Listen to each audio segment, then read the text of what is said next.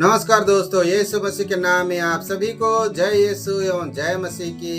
Hello मेरे दोस्तों, कैसे हो?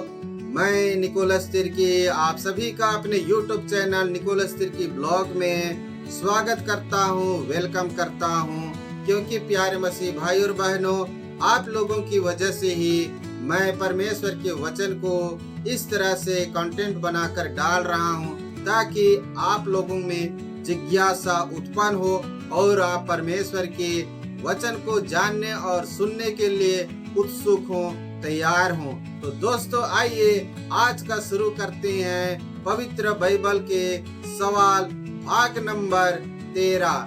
और दोस्तों, 13वां का पहला सवाल यह है, बाइबल में तौरेत का क्या अर्थ है? पहला सवाल, बाइबल में तौरेत का क्या अर्थ है?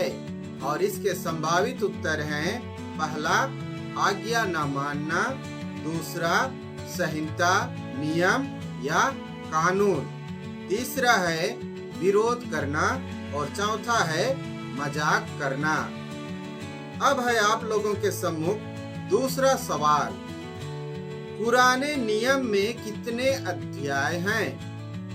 दूसरा सवाल, पुराने नियम में कितने अध्याय हैं? और इसके संभावित उत्तर हैं, पहला 44 अध्याय, दूसरा 45 अध्याय, तीसरा 46 अध्याय और सातवां है 47 अध्याय। अब है आप लोगों के सम्मुख तीसरा सवाल, बाइबल में पूरे कितने अध्याय हैं? बाइबल में पूरे कितने अध्याय हैं, नया और पुराना दोनों मिलाकर? और इसके संभावित उत्तर हैं, पहला 70 अध्याय, दूसरा 72 अध्याय, तीसरा 73 अध्याय और चौथा है 75 अध्याय।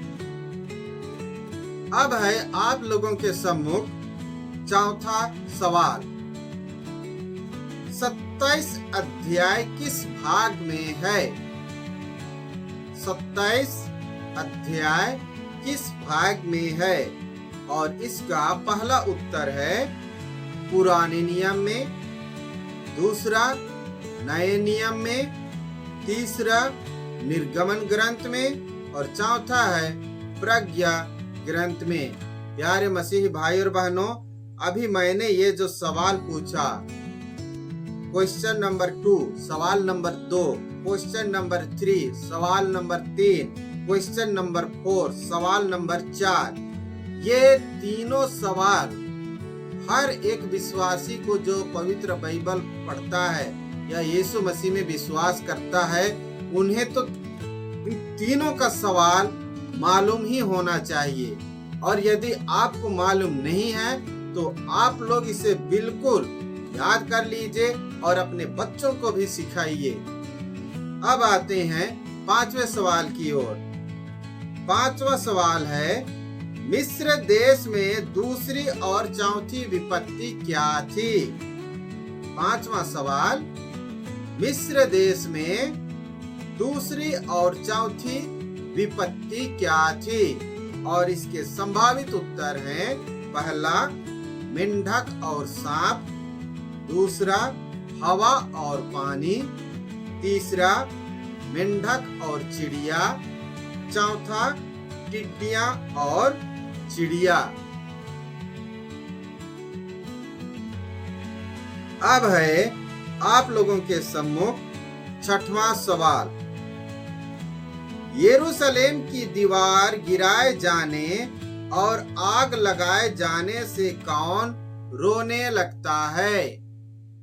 6वां सवाल है, यरूशलेम की दीवार गिराए जाने से और आग लगाए जाने से कौन रोने लगता है?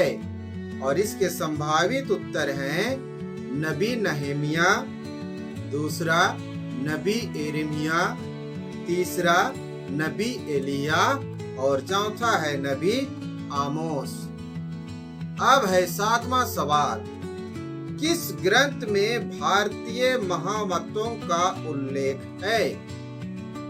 7वां सवाल, किस ग्रंथ में भारतीय महामतों का उल्लेख है? और इसके संभावित उत्तर हैं, पहला राजाओं का पहला ग्रंथ, दूसरा मक्काबियों का पहला ग्रंथ, तीसरा एस्तेर का ग्रंथ और चौथा है यूदस का ग्रंथ।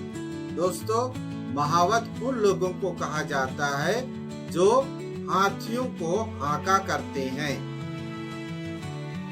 अब है 8वां सवाल, आयुब का परीक्षा किसने लिया? 8वां सवाल, आयुब का परीक्षा किसने लिया? और इसके संभावित उत्तर हैं, पहला स्वर्गदूत ने, दूसरा इब्राहिम ने, तीसरा शैतान ने और चौथा है मोरदकाय ने। अब है आप लोगों के सम्मुख 9वां सवाल, और 9वां सवाल यह है, बाइबल को किसने लिखा? 9वां सवाल, बाइबल को किसने लिखा? उत्तर है संभावित, पहला स्वर्गदूत और मनुष्यों ने, दूसरा शैतान और मनुष्यों ने, तीसरा ईश्वर और मनुष्यों ने और चौथा है स्वर्गदूत और नबियों ने। अब है आप लोगों के सम्मुख 10वां सवाल, और 10वां सवाल यह है, बाइबल में पंच ग्रंथ किसे कहते हैं? बाइबल में पंच ग्रंथ किसे कहते हैं? प्यारे मसीह भाई और बहनों, मैं इसका आप लोगों के सम्मुख कोई भी संभावित उत्तर नहीं रख रहा हूँ। आप लोग पवित्र बाइबल पढ़िए या किसी से पूछिए, कोई पत्रिका पढ़िए या तो गूगल बाबा से पूछिए, कहीं से भी पूछिए और आप उत्तर को कमेंट करके अवश्य दीजिए। नबी मूसा का 5 ग्रंथ किसे कहते हैं? देखिए 10वां सवाल में क्या है, पंच ग्रंथ है और है नबी मूसा का 5 ग्रंथ किसे कहते हैं? और प्यारे मसीह भाई और बहनों, मैंने 10वां सवाल और 11वें सवाल दोनों का ही कोई भी संभावित उत्तर आप लोगों के सम्मुख नहीं रख रहा हूँ। यदि आप प्रभु यीशु मसीह के दीवाने हैं, आप पवित्र बाइबल पढ़ते रहते हैं, तो आप लोग अवश्य ही इन दोनों सवालों का उत्तर दे सकते हैं। तब तक दोस्तों, आप सबों को जय यीशु, जय मसीह की।